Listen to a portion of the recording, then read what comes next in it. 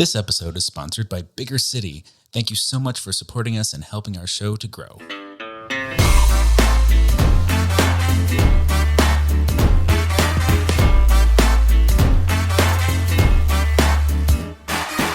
Hello, and welcome to the Big Fat Gay Podcast, where we talk about the things that are weighing on our minds. My name is Michael Willer. I'm a chubby chaser, and today I am a super excited interviewer, boy, because we are going to have a special guest on the episode later today, one Corey Sherman, joining us after we get through Fat Watch. To talk about the movie Big Boys. Hi, my name is Don. I'm a big chubby guy living here in sunny Hollywood, and today I am also jazzed for our upcoming interview. That's all. Yay! I'm just here and happy. Hi, I'm Daniel Laverio, author, public speaker, and chubby chaser. And yes, I am all geared up for our interview with fabulous writer director. And I would just like to say I like the day. Good. It's a good day. Yeah, it's a good day. Solid. Good day. I'm Trevor Keyson. I'm a super chub. I'm also excited. I'm a big boy ready to discuss big boys. And I don't know, maybe listen, if you're like, well, I want to see Big Boys, you can pause right now and rent it and then come back. Yes, well worth it. Are you okay? Well, wait. Wasn't that great? Are you excited for the episode? We loved it too. Now you're ready. Thank you as always to our patrons. Yeah. Thank you, and patrons. Our listeners. We have a new mini-sode where Michael and I are discussing Dave the Diver. Yes. And the fat representation within it. It was very fun. Yes. Also, thank you to Bigger Bash. Yes. September 6th to the 8th. Yes. First weekend in September. In Vegas at the Palms. It's going to be a lot of fun. We're Where going to you'll be be there. able to see us live. You'll be able to see us live doing something. Oh, we're going to Not be sure what yet. We'll figure something A out. fancy jig. We'll be doing. And thank you to our affiliates, Bearskin and Big Fig. Yeah. Constantly supporting the show. We appreciate it. We've seen some little things filtering through from Bearskin. It's very exciting. Excellent. And if you are like, what things are you talking about? If you use promo code BigFatGayPod, you can save 15% off your purchase and support the podcast. Okay. All right. On that note, bam. Whack, whack. 5, 6, 7, 8. That's my baby. That's amazing. The backup dancers are helping me up now after sliding on my knees. Did you just do a death drop? Oh my God. He's trying to pick up that 8. First up from the Sun, we are talking about plus size representation on The Bachelorette in Dun, dun, dun. The Men. Yeah, this is awesome. So basically, one of the contestants, one of the male The Bachelor. prospects, is a plus size fellow named Brett. And now the cool thing here is that not only is Brett fabulous and he looks great, they have a promo video that they posted on Instagram, and you can kind of see like all of the potentials kind of scrolling by with their names, and they get to do a little thing before they're gone. And Brett pops up and like instantly charismatic. Mm-hmm. Like I thought he was like far more charismatic than almost any of the other contestants, but that's not it. All of the people commenting on this are so in love with Brett. Yeah. They're like so into it. Well, and comments like it's about time we had a big boy on as one of the contestants. Yeah. And I also do want to mark the just ridiculous chasm between if you remember, they did have once upon a time a fat girl as the Bachelorette. Yeah. And it didn't go well. God, it was really People really awful. say that? Well, people, of course, people are terrible. But the and that was we had her on the show and we just got rid of her as fast as we could. But this, because I think it's a man, it's a whole other, it shows the difference. It shows why fat liberation is centered around women. I'll be honest. I'm also wondering how much of it just deals with the fact that this is the first contestant on The Bachelor in any season that I've heard mass comments on their charisma, not their looks, their charisma. And I think that's because he's a man. I think that lands because oh my God, you mean there's someone on there I instantly connect to and feel for as opposed to just they're hot, but they're an empty soul of need inside. Well, I think also it helps that he's fat, but it is more like the brawn Yeah, he's like, definitely build. like could be in a Big and Tall magazine sort of model look. Although He looks like he just escaped from a DXL catalog. He really does. Related to that, on the DXL main page, one of the like just general photos, kind of breaking up at like the sections, there was like a guy who's like, oh, he's like really fat, like. It's like, really? Yeah. All right. I've never seen a that. I'm rotund excited. gentleman, which I was like, hello, sir. It was like DXL's coming through because I feel like for a very long time it was just very broad, beefy. Yes, not even that. I mean, in my day, big and tall only meant tall. Dan, your day could mean anything. Well, it starts in the realm of dinosaurs. And then there was a Victrola. No, because big and tall, there was never, ever, ever any slightly fat models in big and tall magazines. It was only tall, only tall. To bring it back to Brett, I think one of the things that people are picking out in the comments is not just Brett's, as Don pointed out, Brett's charisma, because he really does read as fun and charismatic and engaging as opposed to everyone else. But also people are talking about both. Like they are appreciating his looks and his charisma. I mean, the show's not out yet, so we haven't seen any of things. We just have the promo video to go Or on. how well he'll do, because this could be another thing like, we had him on, you all loved him, but it's thank God we got rid of him quick. Yeah. You know. I have to say, my first thought when I saw Brett was like, he reminds me of those guys. It's like, do you want me to crack your back? And he's like, he also seems kind of tall, where like he would just like pick you up and like crack your back. Yeah. He'd give you a little shake and you'd feel that nice little snap in your back. He's got that like sort of grizzly bear kind of Grizzly bear chiropractor feel. Yeah, exactly. So just kind of related, this week I've gotten 2 separate things kind of through Instagram of other fat representation in different reality shows happening right now. Really? Dating shows, international and gay. So the first, I just sent you all like the clip that came through my Instagram, and it is from the Australian ABC's Better Date Than Never, which is a show about basically people who've never been on a date. And it is the show kind of helping these adults in, various stage of life navigate, like, how do I go on a first date? And like, what is that like? And how do I prepare for that? Not how to go on a first date, but your first date ever. Yes. Yeah. So this is Charles, who is Chinese Australian. He's an engineer, and he's just so it's so sweet. And this clip is them telling him like, we found you a date. We found you a date. And then how do you feel about that? And his whole face lights up. I'm just sort of watching this live right now, and it's he's so excited. I hope this is well. And this is the charm of real reality television, right? This is when you're seeing. Well, I don't think this is acting that I'm looking. No, I don't think so either. I think they're but Dan's going. The better you set them up, the better they fall. Exactly. No, I understand it, but in this moment, this is the moment that I think reality television is good for.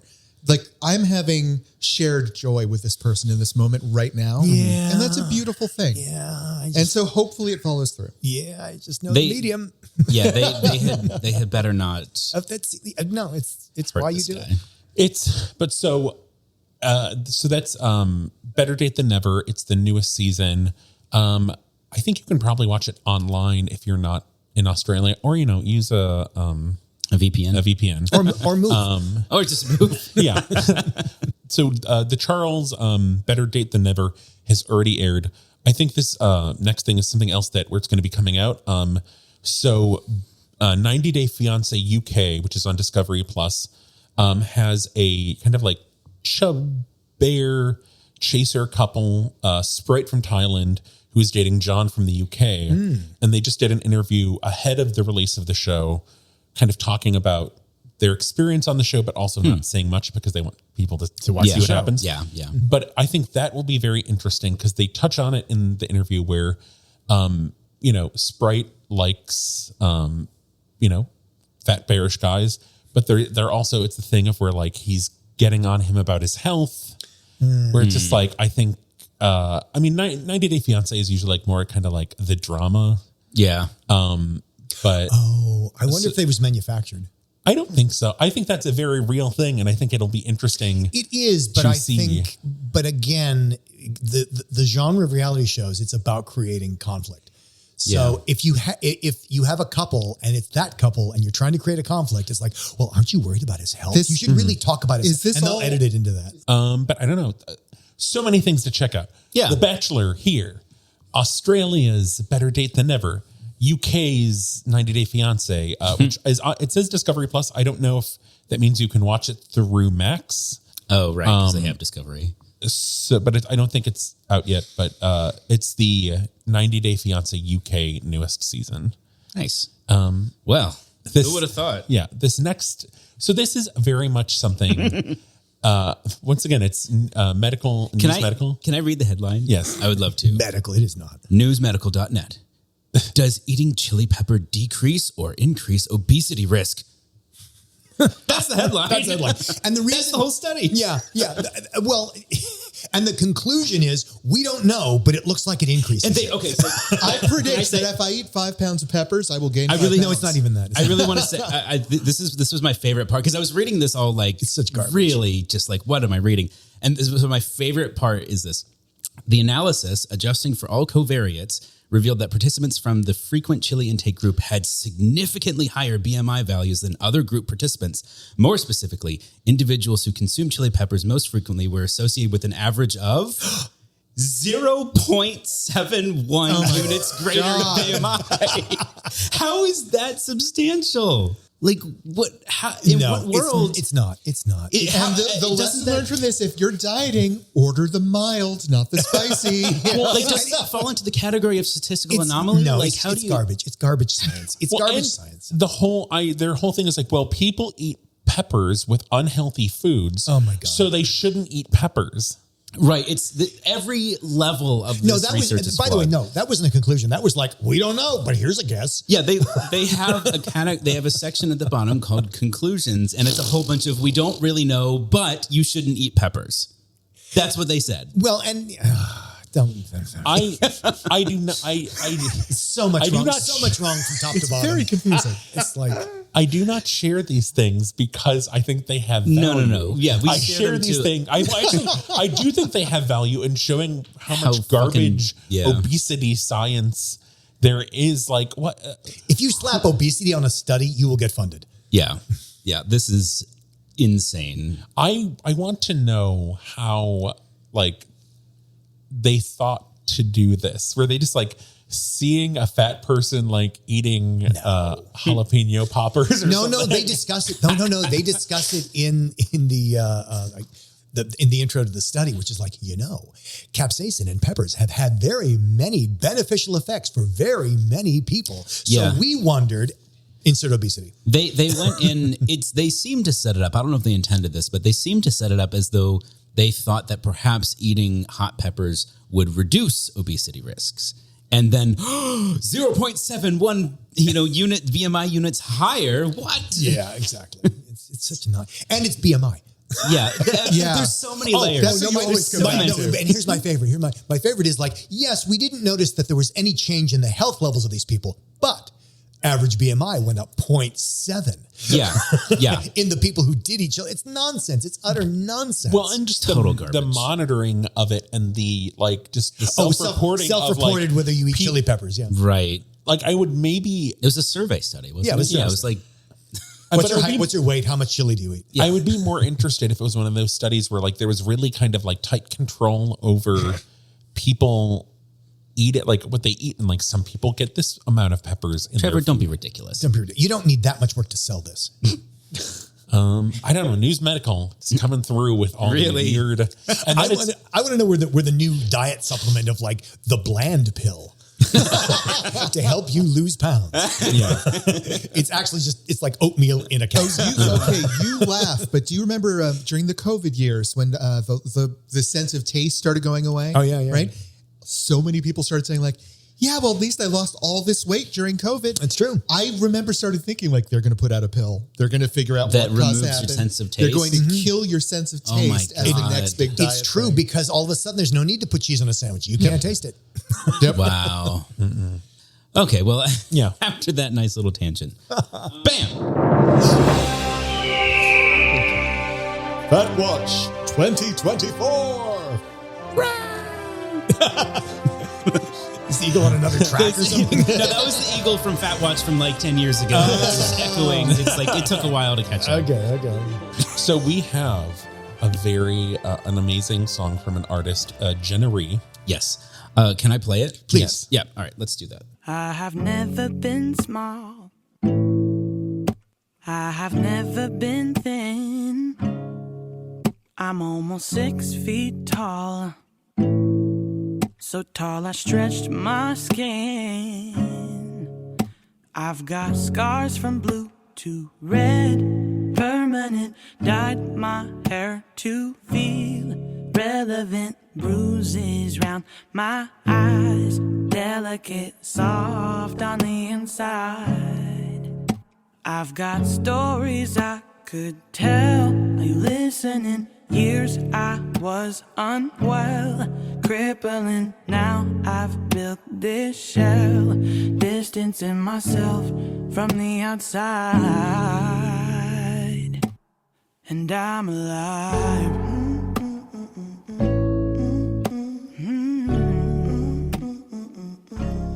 And I'm alive. It's really striking to have her singing in that low of a register. I think I remember reading somewhere that this was in response to, partially at least, getting a bunch of hate mail first. Like she was on a reality show or she was on a podcast. And of course, she's a fat woman in media. So of course she got hate mail. And so this was in part a response to that. Yeah. I love the simplicity I do too. of the Yeah. sound. That's so captivating. And the shot, so it's an Instagram, it's a video on Instagram, and the shot is her, it's basically just a close-up of her staring off into the middle of the distance singing. And that's the whole thing. And then on I'm Alive, she turns and looks at the camera, and there's it's that I think is part of the simplicity. Is there a full-length version of that to download or to purchase somewhere? Yeah. Don, you can purchase the song via Bandcamp, which Nice. I will link. I'll link to her link tree where it has the links to various streaming platforms and to purchase. Yeah, and reacting to this in the moment, like as beautiful as the song itself was, it's worth seeing the visual that she gives to accompany it. Again, the simplicity of the voice combined with the simplicity of that image, it makes for a very powerful moment. Give it a look; it's worth it. And it's fully self-released, self-supported, self-funded. So definitely support her. All right. So today we have a special treat for you. We're here with Corey Sherman, the writer and director of the Big Boys movie that some of you may remember we've brought up a couple times. Maybe just a handful the of past times. year, just Gushed something- about, Yeah, whatever. like I'm just going to go out on a limb and pretend that like some people in this room have maybe heard of you before. So can you tell us a little bit about, tell me, what is this movie about? Yeah. So this movie, Big Boys, is about a 14-year-old kid named Jamie who goes on a camping trip with his family, his older cousin, and she brings along her new boyfriend, this guy named Dan. And he's sort of like a beefy, burly guy. And at first, Jamie's upset that his cousin only time is ruined. But then he starts to realize that he thinks this guy is really cool and just wants to be like him and wants to hang out with him. And they start to bond over stuff together. And then slowly Jamie realizes something else is going on here. I actually think I have a huge crush on this guy. And it's sort of the first time in his life that he's let himself go there mentally about another guy and just actually lean into the feeling of I have this huge crush. And it's really scary, but also exhilarating and sort of motivates him to try to get as close to this guy as he possibly can. Yeah. I found it at once comically realistic Yeah. and completely magical. Yeah. Yes. I'm going to go a step very further and say painfully realistic. Yes. It was very palpably. This was just awkward, but so real, and so I think made so many moments from my past click into place. Yeah, Well, but it this also- was me in 9th grade, by the way. Exactly. Yeah. But it also has this, there's such an element, because it's a camping trip there, it's magical.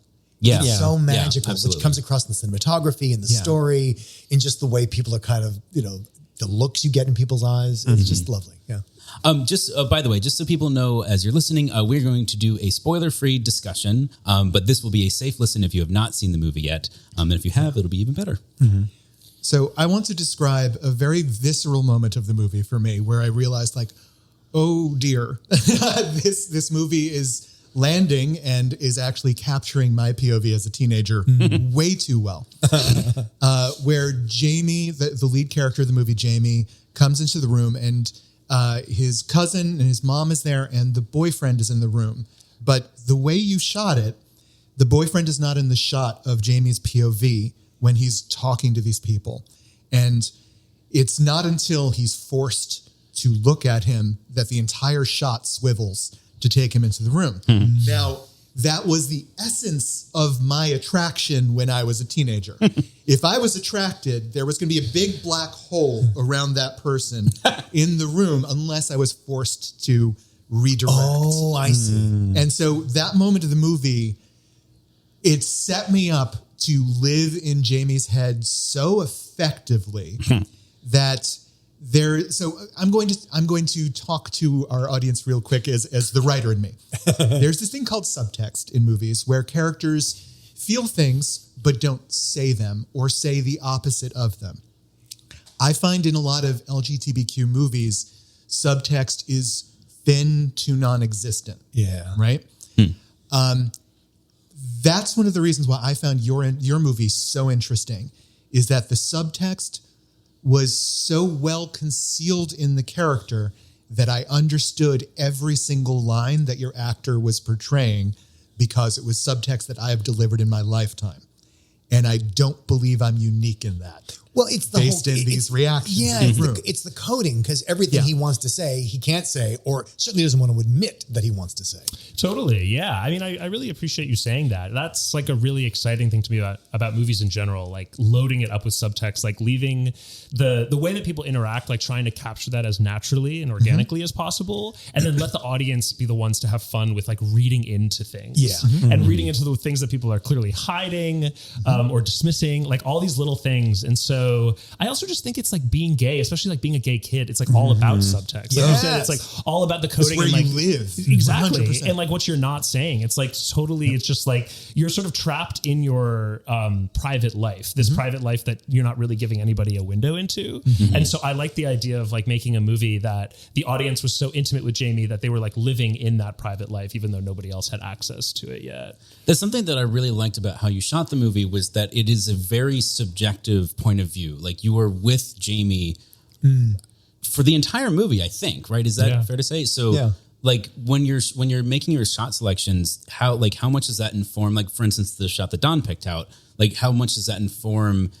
Are you literally trying to represent his literal viewpoint? Like where his eyes are, like to what degree does that go into your creative process? Yeah, I mean, a lot of it was just thinking about the subjectivity of the scene and like working with my cinematographer, Gus, like to just figure out like literally what is the intention of each scene. And it would often or basically always come down to like, how does this change the way that Jamie's feeling or the way that Jamie sees somebody, particularly Dan?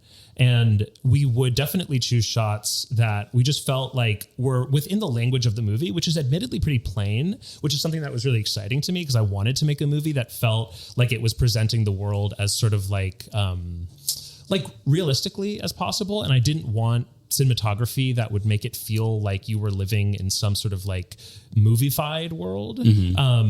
And so sticking to this sort of like plainer language, it was like just figuring out like what are like these simple kind of shots that we can use that can put us in Jamie's head in, I think, as subtle of a way as possible. Because, you know, obviously there's so much you can do to achieve subjectivity in movies. And I really liked the idea of like treading lightly and having a quiet touch. But it was, you know, just like little things like making Jamie look really small in the frame when he was like feeling particularly, you know, just like, you know, like not confident in himself. And, and I think like, you know, just framing him for like comedic moments as well. Like, you know, a lot of thought just like, went into that. Yeah. You can tell. I kind of want to pull back a little bit and give people an insight into where did this movie come from for you? I'm sure this is the thing you get asked most often is what was the impetus for this? Because I think this is your first feature, right? Yeah. So what was, I'm sure like most first features is something you've been thinking about for a very long time. Totally. So where does this come from? Where's the germ? What was the important element to you? Yeah. I mean, it's something that honestly I started thinking about when I was Jamie's age because I had a crush on my best friend who was straight and it was just like absolutely killing me inside. And I think I needed to like, I almost needed to like create a movie and a character that was like a surrogate for myself while I was going through that experience, because it was so brutal experiencing it. I was like, I need to be able to see myself as a character in a movie to get through this. And I think at that time, that character, it was very much the opposite of what Big Boys ended up being, because I needed a character that I could sort of romanticize, like somebody who was more heroic and sort of cooler than I was. And then as I got older and I got more distance from the experience, I didn't need that sort of like veil. In fact, it became the opposite, where I was like, I actually want to make something that is as brutally honest about the minutia of what that experience is, and completely like do nothing to romanticize it. And I feel like if Jamie was a glossier version of Jamie, the movie wouldn't have landed this way. I mean, part of making this movie was feeling a little bit like there were too many stories like this that did have this gloss on it, almost like an element of like wish fulfillment. Like the audience being like, and there's some stuff that I love that is like that, but there is very much a feeling of like, oh, I wish that was me. I wish I had that at that age. And I really wanted to do the thing of like, you know what, this is what I got at this age. And like, it's worthy of respect and it's worthy of its own story. And I think that other people have this kind of thing too. And in fact, by not showing it in a movie, it makes it feel like it's like a less worthy experience. And it's like a less important experience. And when I talk about experience, I mean specifically just like being a sort of awkward, chubby gay kid with crushes on guys you can't have. And the frustration of that and the romance that you're feeling inside, like all of that, like, I was just excited by the idea of like, this can make its own movie. I have to ask, so, because Isaac Krasner does such an amazing job as Jamie, and just like, there's so many things and just so many gestures and the way he carries himself. And I want to know how much of that, like, did you work with him to guide that, or was that just natural? Because did he just show up like that? Because there's just so many moments, especially early on, like when he's with his mom, just the way, like, just little gestures and the way he's standing and the way just the diction, and like there's so much stuff. It's like you said, it's so real and not the like, I'm a cool, sexy teen, and this is the story of how I'm going to get the guy. It's like, it's like, I'm just like, I'm a child and I am starting to see myself as an adult, and just like, it's because there's so much that is just so real. And I want to know how much of that was you, how much of that was Isaac, how much of it was the working through that together. Thanks. Yeah. I mean, I'd say in terms of like some of the personality traits, like interests and things, that was put into the script. Like some of the language that he uses, his interest in cooking, his interest in drawing. There's like these basic elements, and his sort of like joie de vivre, like his excitability. Like there are these elements that are in the script. But I was thinking about this recently. Like Isaac had such a deeply intuitive understanding of this character from the get-go.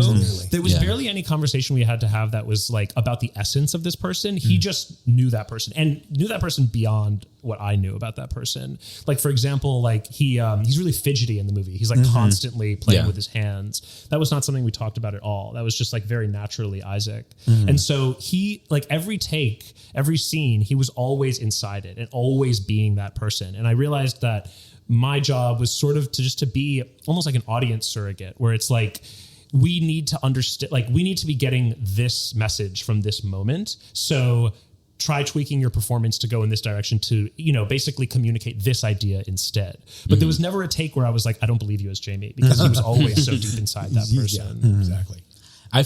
I'm just curious, because in the handful of things that I've directed where it had a similar idea of like, oh, like this is a particularly vulnerable moment for this character, and I want to make sure that the actor like feels comfortable enough being that way in this shot. Like, to what degree, like what was the relationship between you and Isaac for those more like, I don't know, I guess intimate moments, like where like anyone else in that situation with a stranger would be really uncomfortable displaying that, but actors have to go there and directors have to work with them to kind of help them there. Like, what was that experience like with Isaac in particular? Yeah, I mean, I think it helped that we had some time to like talk about the script and do like a week of rehearsal to build up some trust there. Yeah. And, it was also a learning process for me, because I never really worked with actors his age before. And so it was like a process of learning like what makes you comfortable, like what is stuff that you want to talk about versus stuff you don't want to talk about. And how old was he at the age of shooting? I was going to say, what's the age of the character and the age of the actor? So Jamie, the character, is 14, and Isaac was 16 when we shot the movie. Wow. And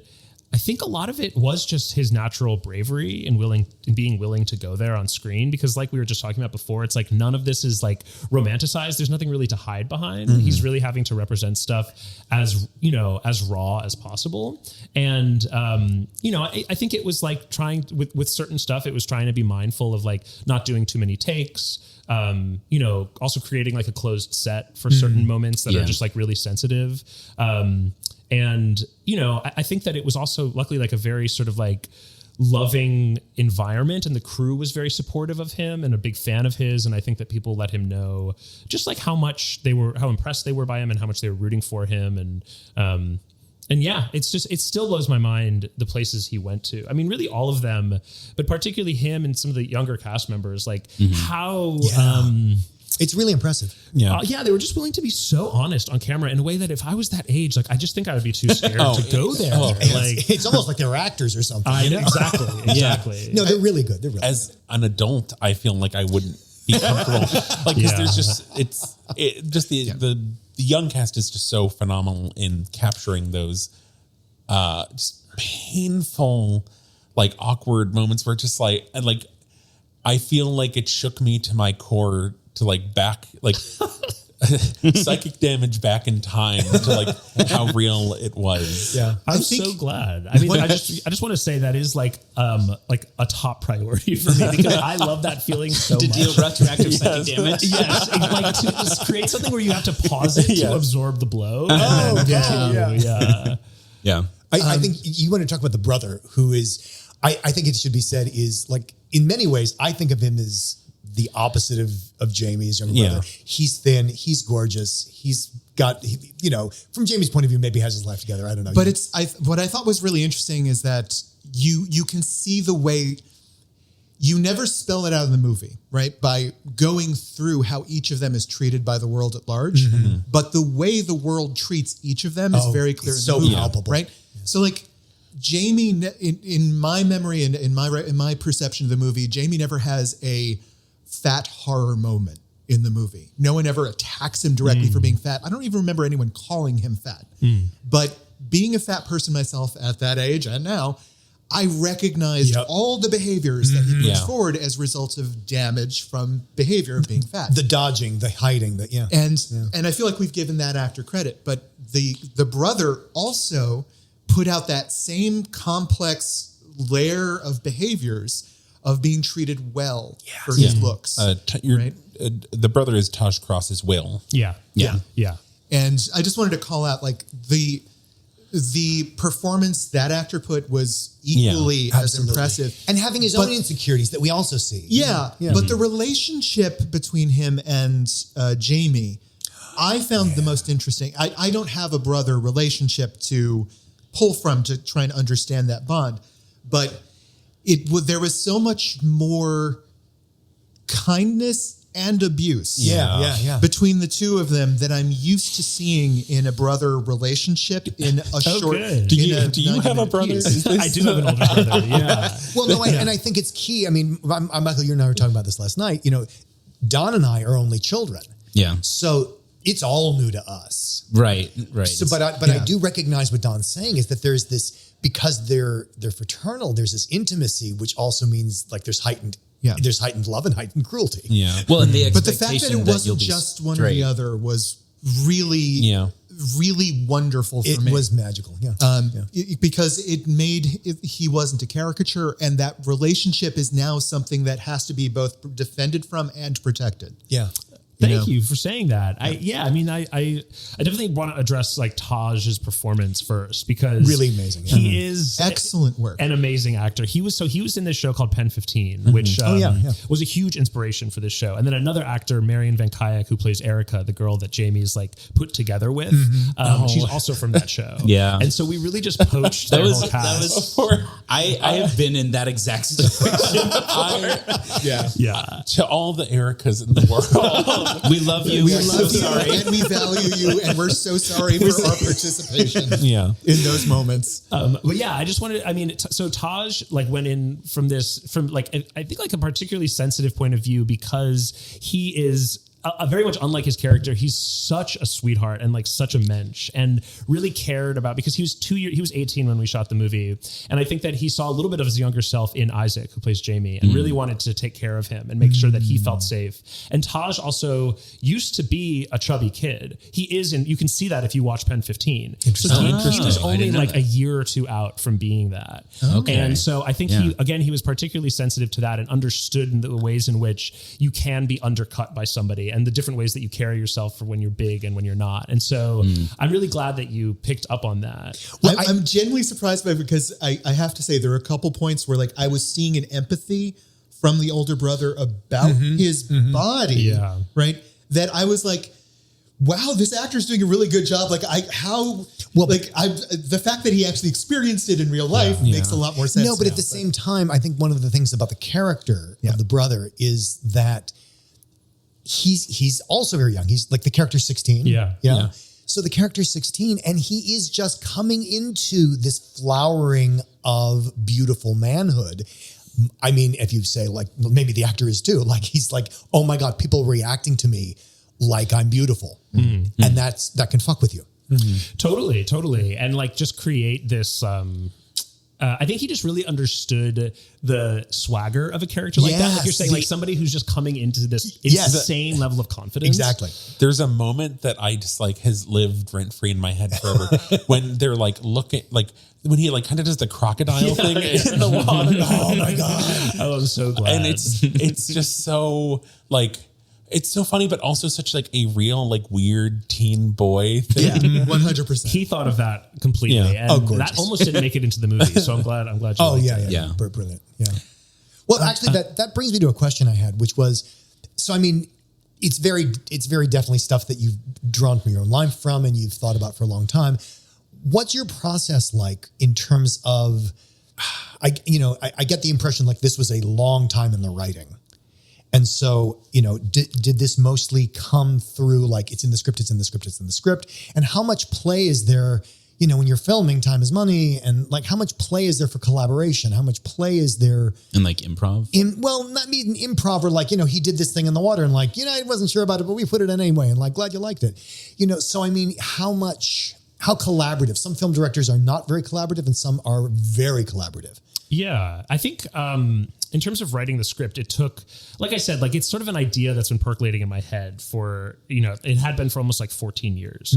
And I had written a couple different versions of it, like a couple different short films that were sort of similar ideas. And then when I was on an actual camping trip with my family, I had this idea. And I was like, originally I thought maybe it would be like a kid who goes on a camping trip with his friend and his friend's dad and becomes obsessed with the friend's dad. But I was like, let me not go all the way there. I thought maybe like a closer age gap would just make it more palatable in a good way. And I think also it gives it more texture because there's the whole dad thing that we already have judgments about. Sure. Totally. But yeah, it was something that like once I started writing the movie, because I had been thinking about this idea for a while, it came out pretty quickly. Like it took me about 6 months to get to a version of the script that I was ready to show like a producer. And I think that time was really valuable because it was just all this private time for me to just figure out the kind of movie I wanted to make and the tone and the specific moments and ideas I wanted to get across. And like, really if I just can interrupt you for a moment. And that to me is what is such, you got to get, I would normally, if you, as a genre, I would fucking hate this kind of movie. And as you can tell, I'm really super captivated by it. And it has everything to do with what you just said. It's the tone. It's these really tiny choices. Kind of reminds me of Mike Nichols, in these really intimate character moments that are moment to moment to moment.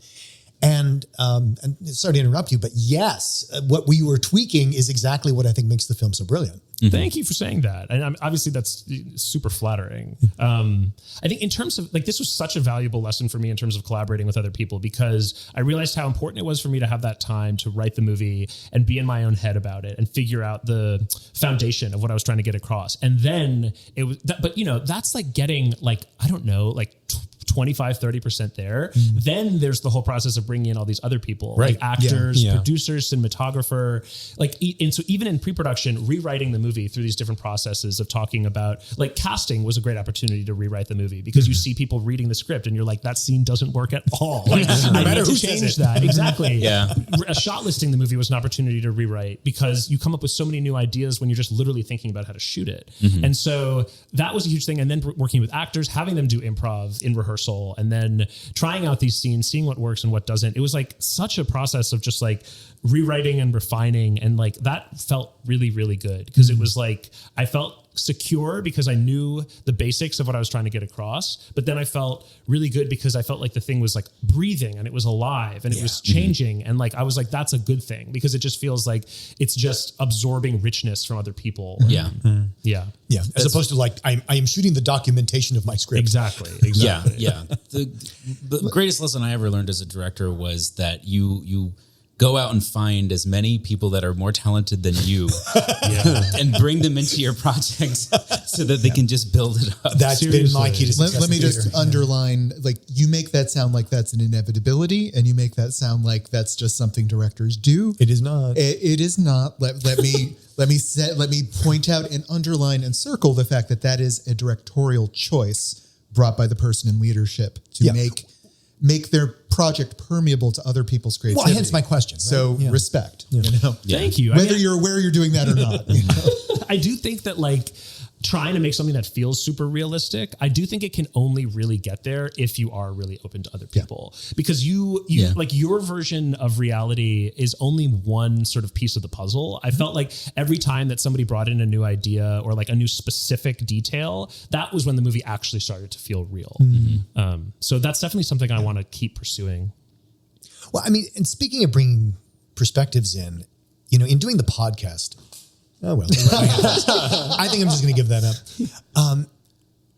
In doing the podcast, each of us has had a deepening in our relationship with the Chub Chaser community.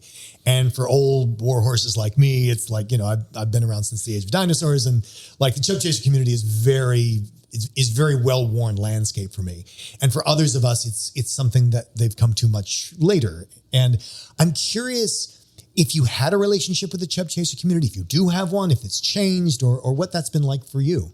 Yeah, that's like baked into the DNA of my whole experience of being gay. Like I knew almost immediately when I was like 12 or 13, like the second I realized I liked guys, it was that I liked big guys because that was the first kind of guy I was attracted to, and it's never changed since then. So like Relatable. Yeah. And so that's just that it was such a huge thing for me, especially like in middle and high school, like looking up pictures of like the last year's Bear Week in Provincetown and like searching through the gallery and every year being like, I'm going to get there one day. I'm going to get there. I still haven't been. Corey, This year's the year. We got to talk. I know. But yeah, like I remember like also like reading Andrew Sullivan's article. Oh yeah. That was like a huge deal for me. About bears, right? About bears. Yeah.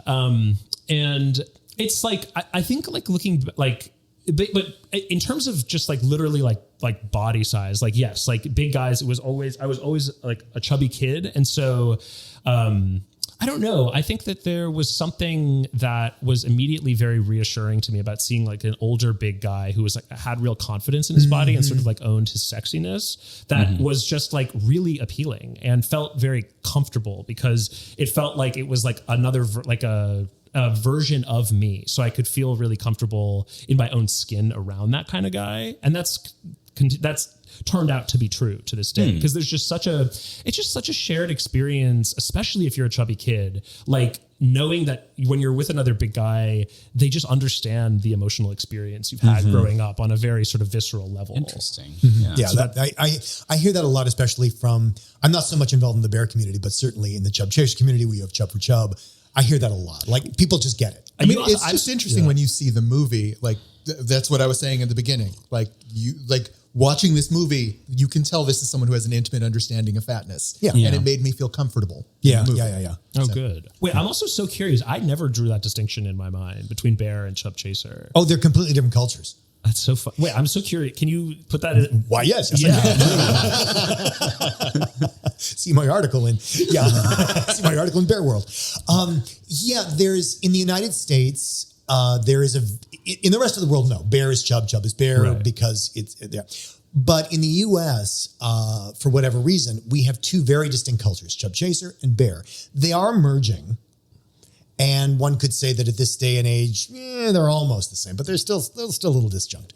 But bear they come out of different histories. Chub chaser comes out of being fat. Bear comes out of being masculine and not being a 70s twink. Right. And so then you start to get, and not into the depilatation and the hairlessness and the boyish thing and the bears are like, fuck that shit. Right. I'm not gonna buy Calvin Klein, and I think camping's cool. Right. As opposed to the chub chaser community, where that's not where it lives. That could be true. Where the chub chaser community is much more about someone's being fat and just the experience of being a fat person, and somebody being like, wow, I love that guy's fat. I love the curves. Sometimes loves the masculinity of that. Sure. But it's kind of it's a different history and therefore a different aesthetic. And it gives rise to different kinds of events. And there's a different public perception too. Like very much the so. common, I would say the common culture, like everyday culture, people know the word bear. Yeah. You pretty much anyone you could talk to would understand what the word bear means. And that's sort of there already. And it's moved to a point where it's essentially accepted and even embraced. And I would say a lot of circles the whole, everybody knows what the bear is. Everybody knows what the bear is. And bears are cute. Bears are cuddly. Bears are sexy. We were just talking on the podcast earlier today about this. Our first bachelor bear. The bachelor bear. Right? Yeah. There's a reason for that. You're not getting the first bachelor chub. Where, and the idea being like, you're not getting like this cherubic, beautiful, boyish, pretty fat guy. That is not what, the whole, Iglesias, help me. The comic. Gabriel Iglesias versus John Goodman. Sure. That pretty much illustrates chub versus bear. Yeah. That makes sense. Yeah. And I think, as to Dan's point, I think there is a lot of merge and overlap. Like, it's not like they're totally distinct. It's more and more as bears have gotten fatter. Yeah. I think especially post-COVID, where a more rounded body became normal in both gay and straight societies. Yep. All of a sudden, I noticed a lot of straight guys all of a sudden using bear to describe themselves. Right. And okay. But let's not talk about that. But it's only in the last, I'm going to say 10 years, maybe 15, where bear had anything to do with fat. Really? Oh, I didn't know that. It was. I I definitely knew that, like, in the 90s, guys. bear was essentially hairy and muscled. Hairy, and some degree of muscularity, which could be beefy, which could be, the brawny paper towel guy. It just wasn't the slim, slender gay. Right. Not anti-twink. Whereas today you have a lot of bears who are like he's not a bear. He's not even fat. Which is for me like kind of a mind fuck, because it's like, oh, right. Okay. We're there now. All right. And there's the whole like masculinity thing, which you mentioned. That masculinity was like is super the main important thing I feel like I internalized when I learned about that. Honestly, in a way that like now looking back on it, I think did me a little bit of harm. Yeah. And I've started to rethink it a little bit because I was like friends with almost entirely just straight guys. And I put such a premium on like a very sort of like normalized idea of masculinity. And I'm like, yes, I can be gay, but I'm not going to be that kind of gay. Right. Hands up. Who said that to themselves in this room? I said that to every person I came out to when I was a teenager. And I partially, and this is not like I will say like Andrew Sullivan's article on being a bear was a lifeline. Yeah. But it also like, it gave me this language and this framework of thinking about it that I think like I needed then to even just cope with the idea. But now looking back on it, I'm like, oh, that stuff did get internalized in a way where I'm like creating this distinction between like, oh, if I'm a bear, that means like I can be like a guy's guy. And that means I'm not really like stereotypically gay. And it's just like, it becomes very heady in a way that I've been trying to sort of like unwind. And honestly, I tried to put into the movie as well, because like Jamie, I think like does genuinely love like the straight guys in his life. He loves his brother. He clearly is like become like developing this crush on Dan, there's like this feeling of like closeness with these guys. And there's this feeling of like, I want to be accepted and loved by them. I want to be just like them, but also feeling like I'm not like them. I'm actually very different and accepting those differences. And by the end of the movie, hopefully feeling like there's a harmony between them. Yeah. Yeah. I mean, because if you want to say fat, masculine, confident, you're kind of you're ushering people towards the bear door. You know? Yeah. Right. Towards that end, I want to ask you about the fantasy sequences in your movie, where when Jamie pictures himself in a situation that does involve a sexuality element, the actor is replaced with a new actor. I was curious what your thinking and your reasoning behind that was. Yeah. So that was definitely something we talked a lot about because that's obviously sensitive stuff. It's like a 14-year-old sexual fantasies. And I wanted to do something that would like communicate like the honesty of like what you are thinking about at that age without ever making the audience uncomfortable. Because even though I think that there's cringy moments in this movie, it's not the kind of cringe where I like want people to be suffering. It's hopefully the kind of thing where it's like, oh, you cringe because you recognize something of yourself in the character. And this is sort of secondhand embarrassment. Yeah, exactly. But I did not want to do the kind of thing where it's like, it feels like provocative for the sake of just being provocative. Right. And so we did cast this older actor named Jack DeSands who plays an older version of Jamie in his own fantasies. So when Jamie fantasizes about being with Dan, he fantasizes about this other version of himself who's like college age. He wears like a cable knit sweater. Yeah. He's like a sort of like very sort of like intelligent, sort of like collegiate looking version. And I think it is absolutely what Jamie would hope he would be. Exactly. You know, it's wonderful. Yeah. And I think it allows us, because, you know, the whole movie, it's not even that I'm rooting for Jamie so much, is like he's the hero. Like we talked about the gloss, like that there's no gloss on this. So it's like, you don't want to be Jamie. Jamie's life sucks. It's hard. He's in turmoil. But you're rooting for Jamie. And one of the things you're rooting for, Jamies. Right. All Jamies everywhere. Perhaps, but like what I'm talking about is I so badly want it to work out. I don't want this to end in awfulness for him. Because, you know, y'all may know camping is not my thing. So he's already in hell. He's in camping. So, but that's me. But, you know, it's like, I so want this to work out for him. So having it be this fantasy version of him, of his best older self, I mean, that would be the fantasy. That is like the best possible outcome. Yeah. And the movie does, I don't want to say have a happy ending, but like, no, Jamie doesn't get shit on in the end, which I love. You know, that's really important to me. That was, so my experience of watching it, and I think I watched a film festival screening back in November, December, and going in, I didn't necessarily know what to expect exactly. It's just like, oh, this is a subject that we've talked about and we want to be supportive of. And I think I knew within the first 5 minutes of watching that I wasn't going to get slimed watching it, which is, I think you know what I mean. It's a term we use. Well, but that goes back to Don's earlier point. Like, you got that a filmmaker with experience with fat bodies did this. Yes. Whether he was fat himself or had a fat sister, we didn't know that. Which is a big deal. It's a big deal. You can feel the difference. Yeah. How many shows and movies have we watched where we want to support what it is, but then you watch it and there's always like one little thing that sucks about it. We've done a number of movie reviews on this podcast where we usually have to add the disclaimer of like, okay, look, they're not going to be kind to us through this entire experience, you know? I mean, or just that thing of like, oh, well, so, you know, so the audience understands Jamie's fat. We open on him eating. Yeah. Because otherwise people wouldn't get that he's fat. Yeah, I mean, how would they know he's fat if he's not eating a sandwich in the scene? Totally. Oh, I'm so glad to hear that stuff came through. I mean, I remember talking to Isaac about the thing of like pulling the shirt down. Yeah. Like trying to get little things in there that would be like sort of if you know, you know. If you know, you know. Right. Yeah. And I think that's really where, I think that's what Don, you were talking about earlier and you're picking up on. And I think it's where a lot of it just hits. I mean, not that mainstream audiences don't appreciate that as well, but I think if you have lived in a fat body or know someone who intimately has lived in a fat body, you can't help but see those things. Yeah. It's so bang, bang, bang, bang. Yeah. There was a feeling that I got, and this is going to sound like I'm saying a negative thing. Do not take it that way. I was actually sort of like maybe 10 minutes into the movie, I was actually having some issues of going like, oh God, do I want to keep going? because I was starting to remember what it was like feeling stuck in that situation. Like, this is life, right? There's nowhere to escape to. This is life. There's no escaping. Well, especially when you're 14. This is where I am. Exactly. Yeah. And so because the movie delivered on that feeling so completely in the beginning, I was actually having a hard time going back to that because I have gotten unstuck, right?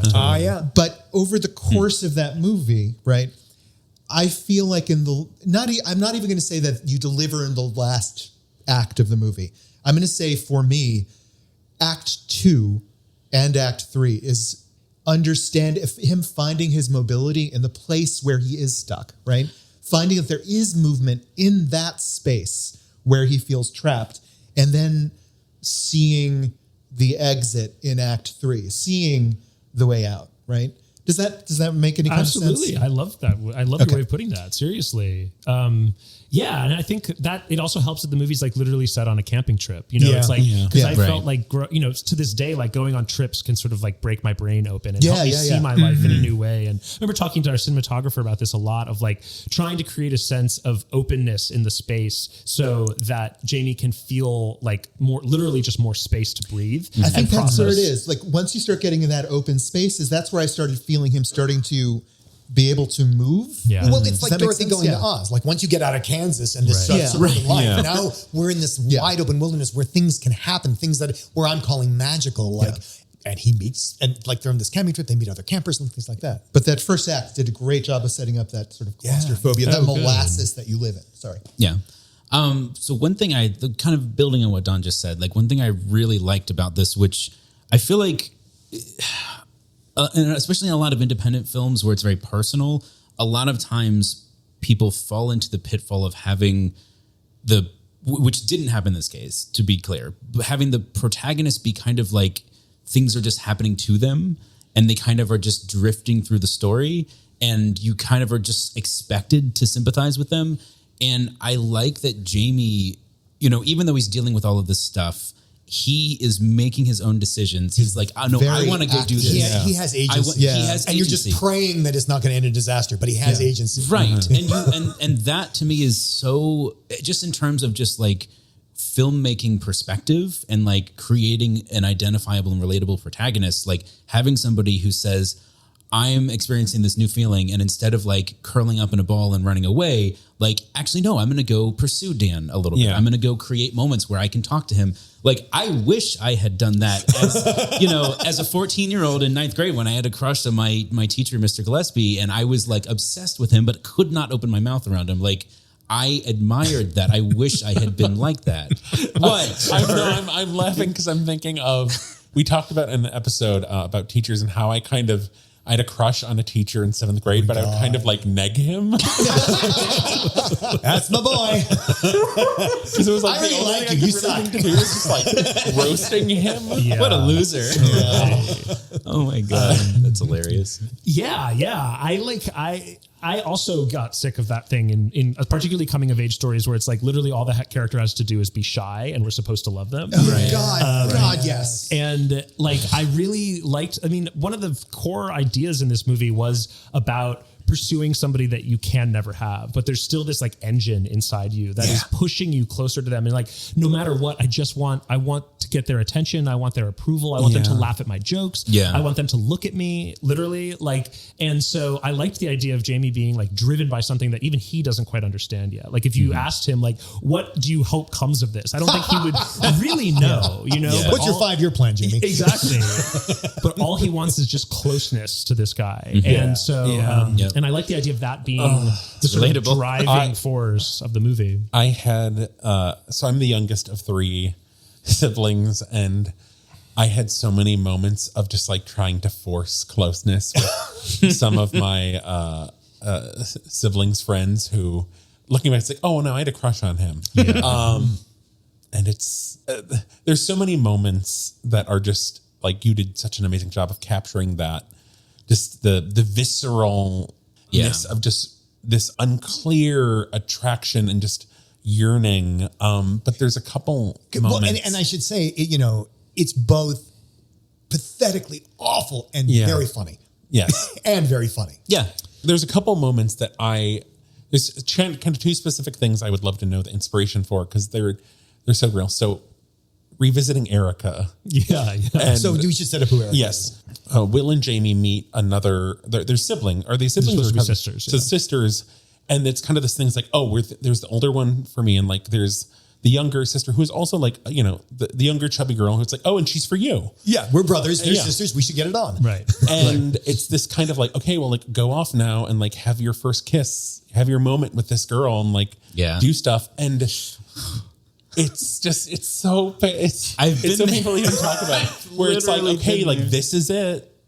And also like Erica's kind of like expecting it. And it's just he's just trying, everyone's on the same page except for Jamie. And he's just kind of dancing around it and just trying to like, oh, well, I had a sip of beer or something. Like it's That hurt. everyone's uncomfortable and like she's uncomfortable. She also is kind of like, okay, but this is just supposed to happen. Like we're just this needs to happen. Well, So like, like, how much is she internalizing it Yeah. too? Right. Like, what am I being doing rejected? wrong that he's Yeah. not? and so is there a real Erica out there? You want to know if that's a real life person? Yes. Okay. I mean, I think the main experience that was based on was when I visited my brother's fraternity. He went to UT at Austin, and I went there when I was like 16.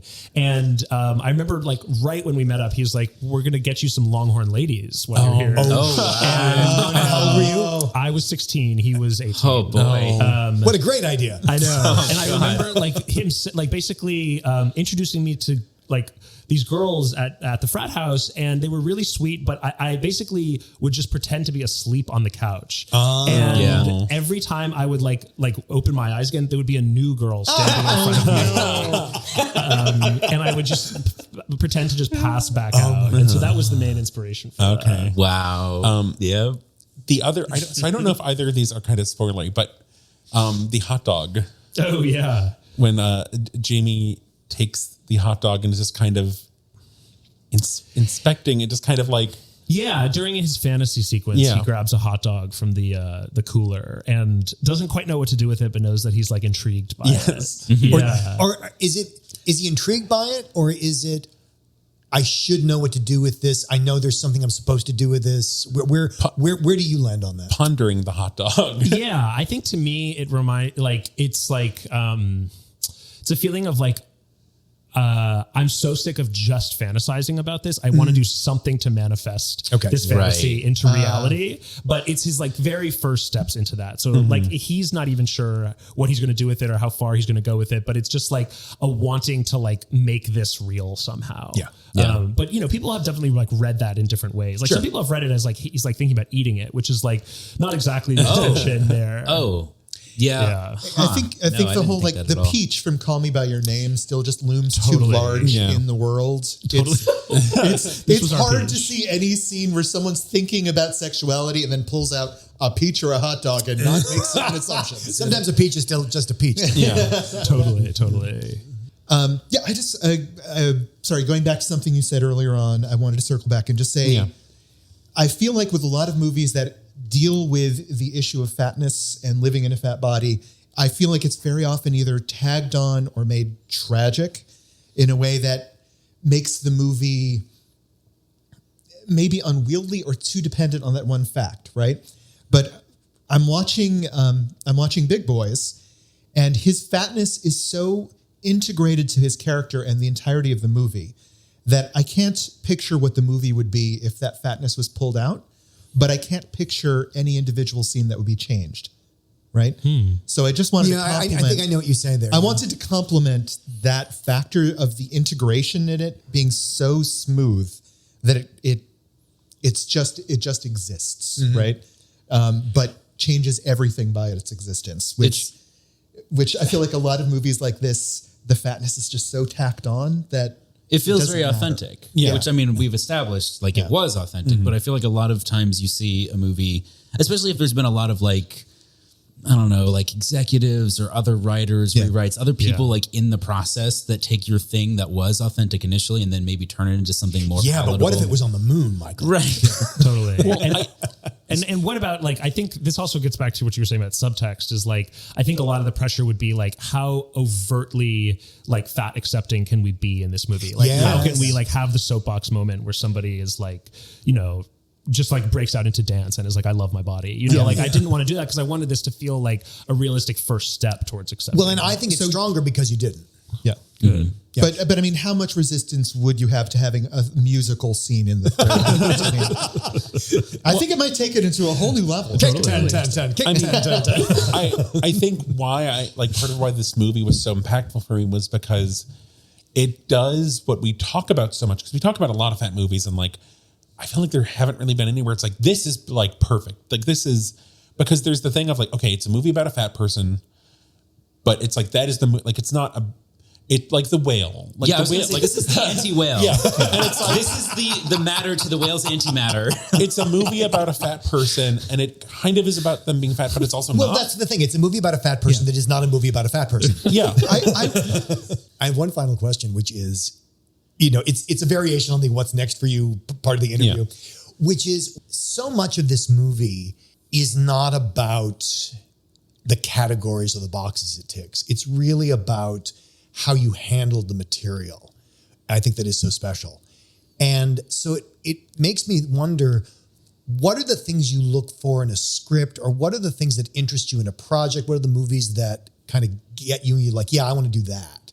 Like, what is that for you? Yeah, thanks for asking about that. I mean, that like, I think back to what we were talking about before, it's stuff that feels like it rings really true. Like the filmmakers are interested in being as honest as possible about like showing some aspect of experience that, especially it's like one that you haven't seen on screen before. It's like, wow, they paid really close attention to something. And one of my favorite filmmakers is Richard Linklater. Oh yeah. And I just love his generosity, the warmth in his movies, the appreciation for everyday life. Like it's almost cinema verite in his early stuff. Totally. Yeah. And there's like such a mellowness. There's a sense of reality, but there's also, they tend to be very life affirming and very like people affirming. Yes. And that kind of thing really, really inspires me to this day. And it's like, and you know, but there's also, I'm really glad that you mentioned that you call the movie magical, because there's also like part of me that loves stuff that has a slightly heightened quality. Yeah. And a lot of the credit in that goes to like the score in this movie and then the cinematography. It is, we didn't mention the score nearly enough. It is a gorgeous score. The sound design. Yeah. Like this stuff to my mind allows it to like feel like you're rooted in a very realistic experience, but still sort of soar with some of the emotions. Yes. And just like get to sort of live in those type of moments where life does feel kind of magical and like it's glowing and wonderful, particularly when you're on like emotional highs. And so like that's other stuff that I also really look for in movies. And well, I mean, it's when I made my comparison to Dorothy Goes to Oz, you know, you're not in stark raving Technicolor, but you are in the woods. And, you know, you put a good cinematographer in the woods and you're going to get some amazing magic. Totally. Yeah. Totally. Oh yeah. Well, I think that, I don't know, did anybody have any final questions or thoughts? I'm just curious as a filmmaker, like if I was going to ask you the film school question of like what movies inspired you to make this? Yeah. What are some of your call signs here? What are some of those movies you went back to? So 8th Grade was a huge inspiration. Lady Bird. I just got that 8th Grade was a film, not the experience of that too. 8th Grade, the Bo Burnham movie. There was a movie called Boyhood for sure. Okay. There was there's a movie called The Return, which is this Russian movie from the early 2000s. Oh yeah. Which is about these two brothers that go on a camping trip with their father who they've never met before, who just comes out of the blue. And there's a character, it's like the way that it captures sort of like younger, older brother dynamics, like the way that it captures feeling like sort of like you're not living up to the masculinity that everyone else, that your family expects of you. It was a huge inspiration. And then like Freaks and Geeks, Pen 15. Nice. These shows about like teenagers that just like absolutely go for the jugular. Those were the main ones. Did you ever see The Way Back? Yes, actually. Steve Carell and Toni Collette. Yes, we did watch that one. Felt very. I loved the movie. I've only seen it once, but it felt very like tonally like had parody. Oh, that's interesting. Yeah. I think we got to put this in there because we owe it to you. Where can people see your movie? Yeah. So the movie is now streaming, finally. Excellent. So you can basically go online. You can go to our website, bigboysfilm.com. Okay. And you'll see links to where you can watch it on Apple, Google, and YouTube, and also Fandango at home. Oh, excellent. And then Amazon will be coming soon. Oh, good. Okay. Yeah. Yeah. Congratulations. Do you have a Thank date for the you. Amazon? That's TBD. TBD. Amazon makes you wait. Yes. They tell you when it's ready. Yes, we have it. We'll let you know. Yeah, that's essentially. All right. Well, that was our tip where to watch the, Big Boys if you haven't seen it already. I'm going to rewatch it, actually. It's been a while since I saw it, and I want to rewatch it. Yeah. Now, so I'm excited. Bit time. Well, since we have a new movie entering the iconic gay movie lexicon, I thought we might revisit some of our classic gay movies from the past. Yes, revisit. So normally our bits are normally I throw questions at you, give you a multiple choice. This time we're doing things a little differently. Okay. I'm going to give you a quote. I am going to try and pick the most iconic quote I can think of from each of these gay movies or movies that are associated with the gay community, despite how we would rather have things be. Oh, okay. There are a few of those. Then I have a chance. So bad association. I feel like that qualifier just gave me a bunch of other movies to pull from in my head. Yeah. Well, I just immediately thought of three. I'm also trying to avoid newer movies because you'd be amazed how one quote can spoil an entire movie. True. So most of these movies are from 2010 or older. Okay. Okay. All right. So for example, if I was to give you the quote, I wish I knew how to quit you. Oh, Brokeback Mountain. Brokeback All right. Mountain. So you're going to let me finish the quote and then you're going to call in. You're going to say, Oh, I thought that was. I saw the name go up. I saw the hand go up. So the whole idea is I'm going to try and read these off. We're going to try and do this as lightning as we can because I got a bunch. Okay. All right. Great. That's just what this country needs. A cock in a frock on a rock. I have no idea. Buzz. I'm just going to guess the birdcage. No. Okay. No. Priscilla, Queen of the Desert. Really? Oh, Yeah. I've seen that. I don't remember that. Oh no, I do remember that. Sorry. It's one of the ending Yeah. lines. All right. Yeah, there's so many great quotable lines from that. Why didn't you pick a better one? You mean one you remember? Yes, exactly. All right. Some of these I have to try and do a voice to help you out with. Okay. I'd have to be pretty stupid to write a book about killing and then kill him the way I described in my book. Oh my God. I'd be announcing myself as the killer. I'm not stupid. It's Basic Instinct, right? That is correct. I just Yeah, watched that Basic for the Instinct. first time. I was thinking Basic Instinct, but I've never seen it before. So confirmed. All right. Boys, don't you see how sad and pathetic you all are? Always wanting something you can't have? Oh. If I catch you looking at another man like that ever again, you'll be watching sports. Buzz. The whole weekend. Buzz. Trevor. But I'm a cheerleader. That is correct. Yeah, it's like we saw that recently. I was like, Yeah. yeah, that sounds really familiar, and I don't know why. Well, that's why we all All right, watched it. this one's an obscure one. Try your best. I'm a connoisseur of roads. I've been tasting roads my whole life. This road will never end. It probably goes all the way around the world. Why, you wouldn't even look at a clock unless hours were lines of coke. Dials looked like the signs of gay bars, or time itself was a fair hustler in black leather. Gladiator. All right, My Own Private Idaho. It's been so long since I saw that. Oh, I've only seen it once. I have to do a voice. it makes me with want to this see the one. movie. I have to do a voice with this one. This is a tough one, all right? Everyone ready? Yeah. Isn't it obvious? I'm trying to seduce you because I want to. I've wanted to ever since I saw you that day on the elevator. I know you don't believe me, but I can prove it to you. You can't believe what you see, but you can believe what you feel. I've been thinking about you all day. What? Well, Why obviously- does it sound like Leslie the voice, Jordan? The voice is a clue. Are you not doing Leslie Jordan? Is it Gladiator again? This is one of the. I'll give you a hint. This is one of the only lesbian movies on the list. All right, Bound. Jennifer Tilly. damn. That was my best. All right.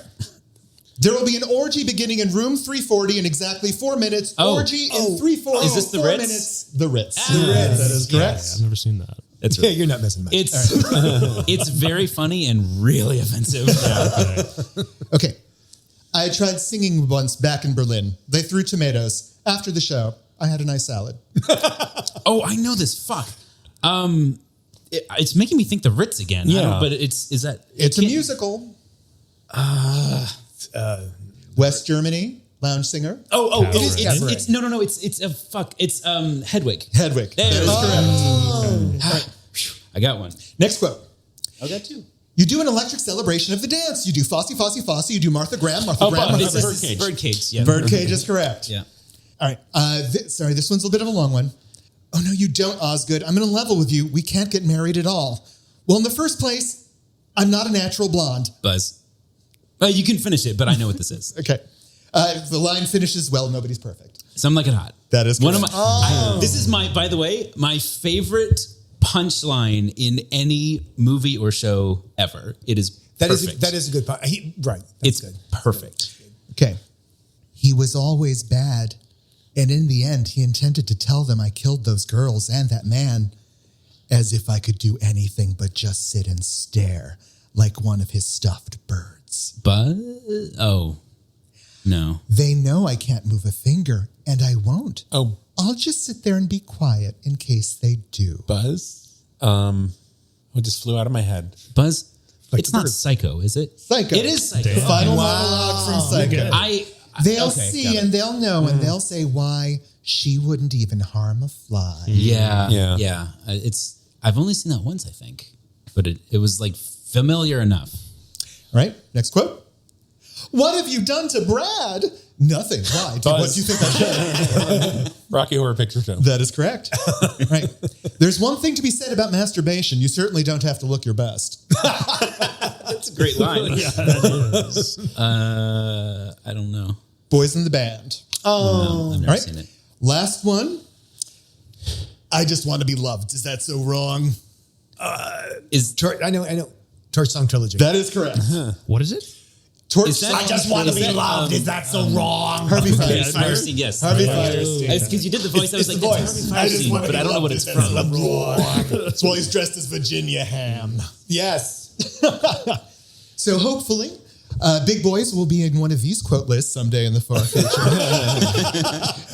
If you're real lucky. Trevor, if we Trevor, are can you find on ready? this list, we'll put it up for listeners. Where can we tell them about it? You ready? Yes, well, Go. we're on Instagram and Twitter as Big Fat Gay Pod. We're on Facebook as the Big Fat Gay Podcast. Leave us 5 stars there. Leave us 5 stars or a review on your preferred podcast platform. See the articles. Oh, wait, no. Support us on Patreon first at patreon.com/BigFatGayPod. See the articles we talked about at www.bigfatgaypod.com, baby. And go watch Big Boys and then Yes. give it a 5-star rating as well. Yes. Out of 5, to be clear. Yeah, we're talking letterbox. On Huzzah. Yay. No, we have to do the- Dan, where are you maybe- going? Where's your mind? The earphones might have no. Maybe you that's- forgot that the podcast isn't over yet. So I guess that's staying in. Watch out. I'm